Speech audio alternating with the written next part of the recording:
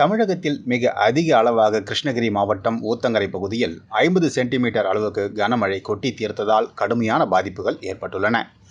இந்நிலையில் மழை வெள்ளத்தால் பாதிக்கப்பட்ட பகுதிகளை அதிமுக பொதுச் செயலாளர் எடப்பாடி பழனிசாமி நேரில் பார்வையிட்டு மக்களிடம் குறைகளை கேட்டறிந்தார். பின்னர் செய்தியாளர்களை சந்தித்த அவர், வானிலை மையம் முன்கூட்டியே எச்சரிக்கை விடுத்தும் கால்வாய்களை தூர்வாருதல் உள்ளிட்ட எந்த முன்னெச்சரிக்கை நடவடிக்கைகளையும் தமிழக அரசு எடுக்கவில்லை என குற்றம் சாட்டினார். எதிர்க்கட்சிகள் குறைகளை சுட்டிக்காட்டினால் முதலமைச்சர் ஸ்டாலின் பொருட்படுத்துவதில்லை எனவும் எடப்பாடி பழனிசாமி விமர்சனம் செய்தார். ஆனால் செய்ய தவறிய அரசாங்கம் திமுக அரசாங்கம். நேற்றைய தினம் பெய்த மழையில விழுப்புரம் நகர மக்கள் குடியிருப்பு பகுதியில் தண்ணி சூழ்வதற்கு காரணம் ஸ்டாலின் அரசாங்கம்.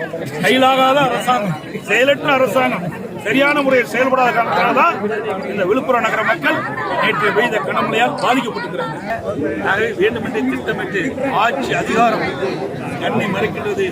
அதிகார போதையில என்ன பேசுவதே என்று தெரியாமல் பேசுகின்ற முதலமைச்சர், இன்றைய முதலமைச்சர் மக்களுடைய பிரச்சனையை கவனிக்காத ஒரு முதலமைச்சர் தமிழ்நாடு முதலமைச்சர்.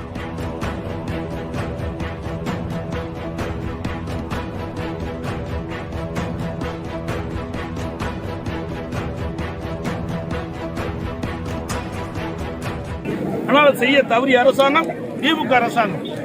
நேற்றைய தினம் பெய்த மழையில விழுப்புரம் நகர மக்கள் குடியிருப்பு பகுதியில் தண்ணி சூழ்வதற்கு காரணம் ஸ்டாலின் அரசாங்கம். கையிலாகாத அரசாங்கம், செயலற்ற அரசாங்கம், சரியான முறையில் செயல்படாத காரணத்தினால்தான் இந்த விழுப்புரம் நகர மக்கள் நேற்று பெய்த கனமழையால் பாதிக்கப்பட்டிருக்கிறார்கள். வேண்டுமென்றே திட்டமிட்டு ஆட்சி அதிகாரம் கண்ணை மறைக்கின்றது. அதிகார போதையில என்ன பேசுவதே என்று தெரியாமல் பேசுகின்ற முதலமைச்சர், இன்றைய முதலமைச்சர் மக்களுடைய பிரச்சனையை கவனிக்காத ஒரு முதலமைச்சர் தமிழ்நாடு முதலமைச்சர். உங்கள் ராசியின் டிசம்பர் மாத பலன்களை மிக துல்லியமாக தெரிந்து கொள்ளலாம். மயிலாடுதுறை வளைகுடியில் வழங்குபவர் RK பானு.